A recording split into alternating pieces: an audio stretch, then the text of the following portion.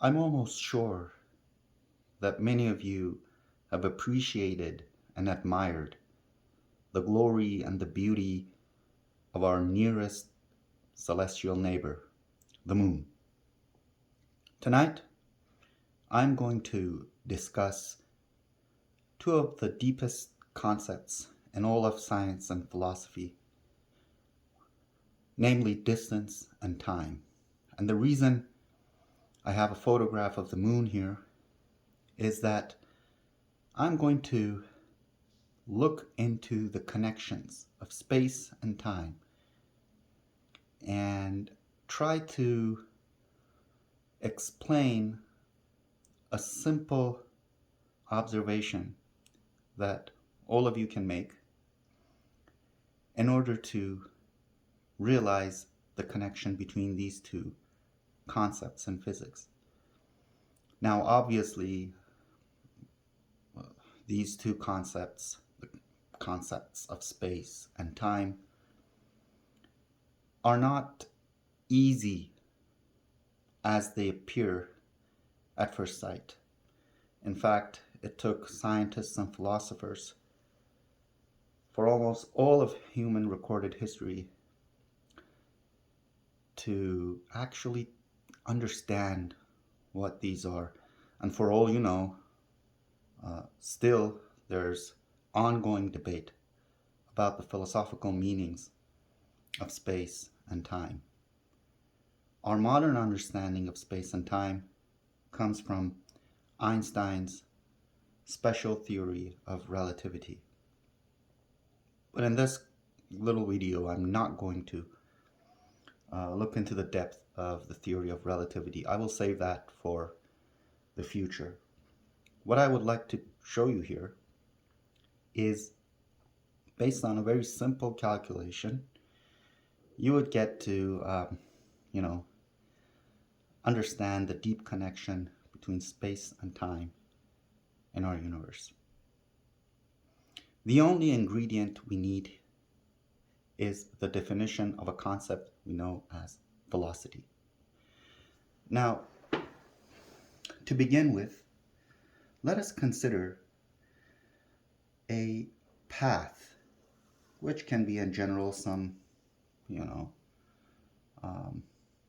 not necessarily a straight line. It can be curved, and in general, without any loss of generality, I can consider, let's say, a particle that is moving along this track, along this trajectory. So at some moment of time, let's assume it's here, and then at the next time it's here, a little later it's here. It can speed up, it can slow down, it can do all sorts of motion. But let's assume that it's bound to this path. In order to quantify things in physics, we usually use a system of coordinates. So for our purpose, I'm going to use the Cartesian coordinates. And let's assume that the position of the particle or the body or the object, whatever you want to call it, at some time, which I will show by t, is given by a vector that connects the origin of my coordinate system to the location of the particle. We usually show that by a vector r, and we call r the position vector.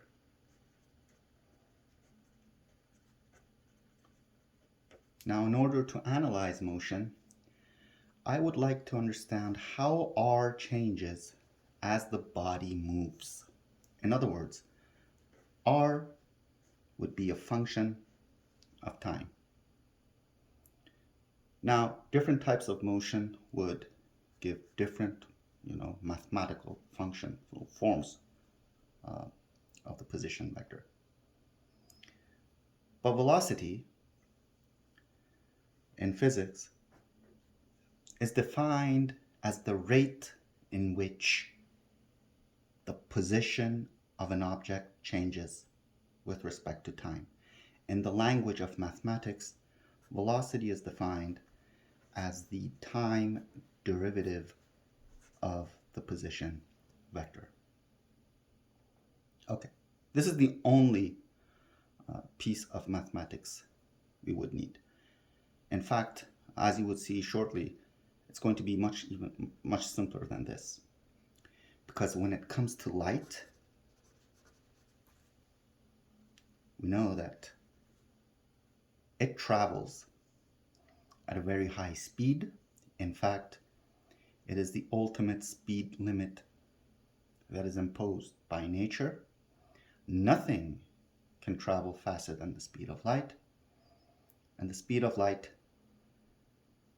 moves at its greatest velocity in vacuum, which fills up most of the universe, including the distance between our beloved moon and us. All right. According to our observations and the data that we have, the moon is located at a distance of 384,000 kilometers. This is a rough estimation of the distance between the Earth and the moon. We know that the moon orbits the Earth not in a perfect circle but in an ellipse.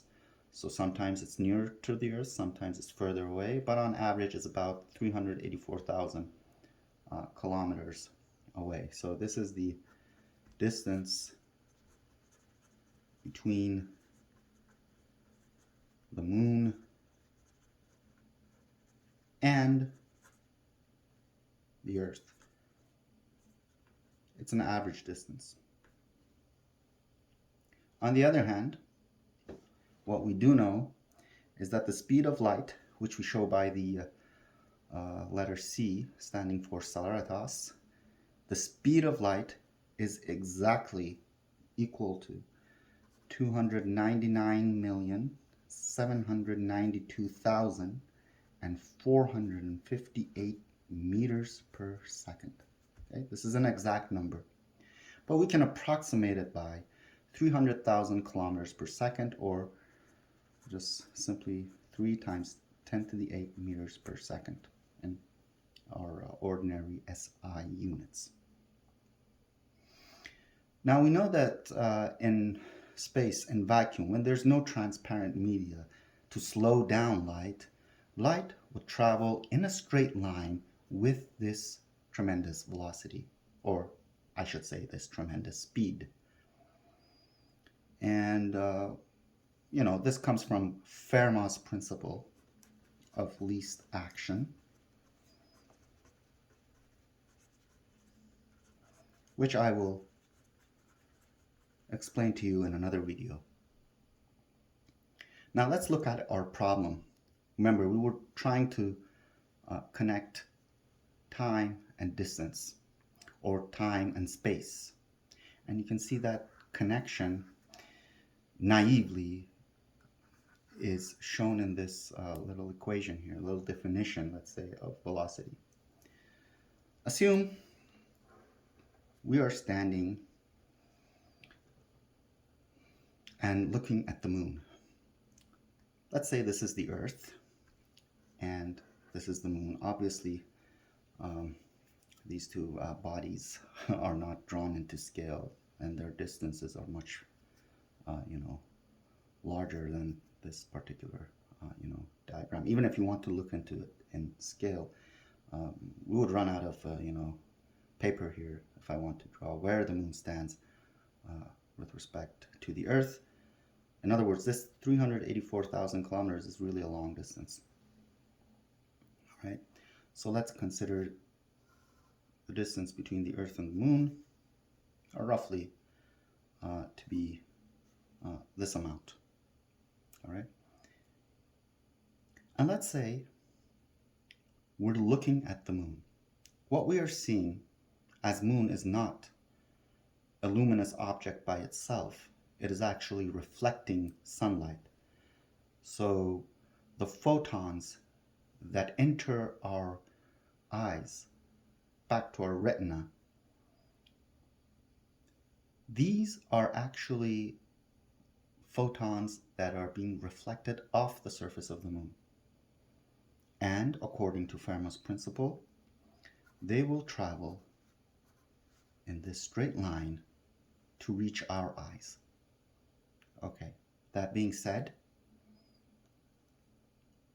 according to Einstein's postulate of the special theory of relativity, which states that the speed of light in all inertial frames of reference is constant, we can safely assume that the particles are traveling. The particles here are the photons. The photons are traveling uniformly in a straight line. So when we're talking about uniform motion, we no longer need to take the derivative of position. In fact, since the average velocity and the instantaneous velocity would be the same, therefore I can just define the speed of light, or let's say not worry about its direction. We know it's not along a straight line. We can say that the speed of light is actually distance over time. Now, the distance that light takes in 1 second, if I use the unit of time, which is a second in the SI units, the distance that light travels in 1 second is 299,792,458 meters. Right? It's quite fast, but it's not infinite. If it were infinite, then in an instant, the photons that were leaving the moon would reach our eyes on the Earth. But this is not the case. Since the speed of light is still finite, it will take some time for light to reach us from the moon. And I want to calculate that amount of time. Now, according to what I just mentioned to you, that speed is distance over time, if I want to calculate the time, I would just have to plug in the distance, here the distance between the Earth and the moon, which is 384,000 kilometers, and solve this equation for time. So the time it takes for moonlight to reach our eyes, if I show it by t, that would be the distance between the Earth and the moon, which I would show by d, divided by the speed of light. Now the distance between the Earth and the moon, remember this is in kilometers, so we'll have to multiply it by a factor of 1,000 to convert it into meters. So that would be 3.84 times 10 to the 8 meters. And I just simply divide this by the speed of light, which is 3 times 10 to the 8 meters per second. And this would roughly give me 1.28 seconds. And I'm going to talk about this number here. What does this mean? This simply means that it takes light 1.28 seconds to reach our eyes from the moon. In other words, when I look at the moon, I see it as if it were 1.28 seconds in the past. This is because of the fact that the speed of light is constant and the moon is far away, and yet the moon is the closest celestial neighbor to us in most cases. I'm saying most cases because sometimes an asteroid can, pass at a distance that is, let's say, below the average distance between the moon and the Earth. But generally speaking, The moon is the closest astronomical object to us. And whenever we look at the moon, remember you're looking at it at 1.28 seconds in the past. You know, when you think about it, it's remarkable. It's interesting. Because we really don't need a time machine to go to the past, right? All of us have such time machines built into us, our eyes. And the further you look away, the deeper or the more you go back into time. One can do a similar calculation to find out how long it takes for sunlight to reach our eyes.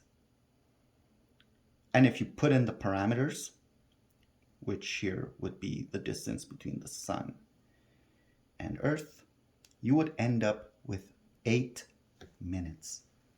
So we say that the distance between the sun and the Earth on average is 8 light minutes. You can do the calculation right away. All you have to remember is that the average distance between the Earth and the sun is about 150 million kilometers. And if you do the calculation, you end up with 8 light minutes. And the sun is the nearest star to us. So in a sunny day, when you go outside, the sky is clear, and you look at the sun, which I really don't recommend looking at the sun, you should always remember that you're not looking at the sun as it is right now. You're looking at it as it was 8 minutes ago. So you're looking at the past. Imagine a catastrophe. Imagine all of a sudden the sun disappears right now. Well, if you look above and you look at the sky where the sun was, you would still see the sun there. And only after 8 minutes, you would realize that it has disappeared. And now let's say if we can even look further away. What about the stars? Well, the closest star to us is Alpha Centauri, which is about 4.2 light years away from us. The star Alpha Centauri is observable from the southern hemisphere. And if you look at the right constellation and you can locate this star, it's a faint star. It's actually a system of stars. There are 3 stars, but you would only see the brightest one. And when you look at it, you would realize you would not realize, but you should know that it takes 4.2 years for that starlight to reach your eyes. So you're looking 4.2 years into the past. For us in the northern hemisphere, the brightest star in the night sky is the star Sirius. Sirius, which during the winter nights you can easily locate it. It's the brightest star. Don't confuse it with the planets. Jupiter, for instance, if it's in the sky, it'll appear brighter, but Jupiter is not a star, it's a planet. So we're talking about the brightest star there in the night sky in the northern hemisphere, and that is Sirius, and that is roughly 8 light years away. That means it takes light 8 years to reach your eyes from Sirius. And if you look at Sirius right now, you're not observing it as it is right now, but you're observing it as it was 8 years ago. Yeah, I would wonder if someone or some alien, let's say, is living close to that star and is looking back at us on Earth. Well, he would probably see me defending my PhD thesis, which I did in 2016. Back then my father was also alive, so it's interesting. And I'm sure for all of you, you have memories of 8 years ago. And it's interesting to know that if there's an astronaut, if there's an alien at 8 light years away from you, they would see you not how you are right now, but how you were 8 years ago. Now, the further you look into the sky, the deeper you look into space, the further back you would find yourself in time. And, for a few hundred years now, we've had telescopes from, small telescopes that every child can have in their room to modern large telescopes, including space telescopes such as Hubble Space Telescope or more recently the James Webb Telescope. They are looking at distances far, far, far away. In fact, they are looking at distances close to the edge of the observable universe. And what they are seeing is ancient times, 12 billion years ago, for instance, the furthest, let's say, quasars that are observable. So next time when you go out with your girlfriend or with your boyfriend, take a walk in the night sky. If the sky is clear and the moon is shining, that's a romantic sight, right? But you should always know that you are gazing at the moon in the past. Distance and time are interconnected in this universe. And it's funny that most of what we see around us is kind of an illusion if you think about it this way, right? Remember that our species, the Homo sapiens, were around for only a couple of million years ago. And back then, all we needed was to, survive, running away from predators, seeking shelter. So we really didn't need the ideas of vast spaces and huge amounts of time, right? And we inherited that vision, that perspective. But through the advances of science and technology, and in particularly physics, and the great minds that, taught us what the world really is, we get to appreciate that we are living in a very strange and awesome universe. I hope you enjoyed this short video. If you have any questions, or if there's a particular topic in physics or in mathematics that you would like to know about, please leave your comments in the comment section. Don't forget to subscribe to my channel, and I'll be back shortly with another interesting topic. Until then, take care of yourselves.